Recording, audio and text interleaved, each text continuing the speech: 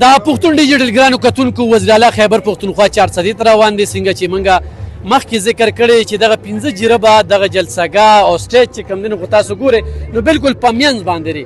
خو برخل پولیس چې کوم دی د وخت کې چمتو دي درې مروز ده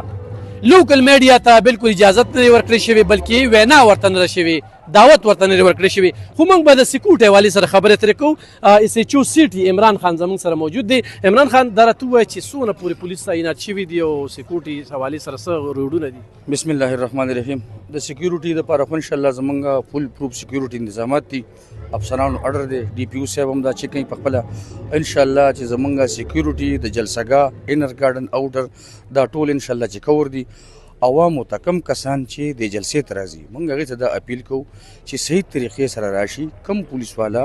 کم انتظامي والا کس ولاړي د هغه تلاشي یې ښه طریقې سره د هغه سره میلو شي خپله تلاشي د انشور کړي چې جلسهګاه کې پوره من طریقې سره کینی او دا جلسه پوره من طریقې سره وشي دا موږ د خلکو ته یو اپیل کوو ریکویسټ کوو چې صحیح موږ سره هر قسمه تعاون وکړي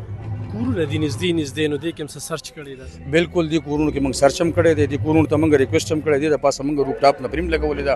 دا ویل کوآپریټ خلک دي انشاءالله او الله پاک ته منظور او انشاءالله ښه طریقې سره به زموږ دا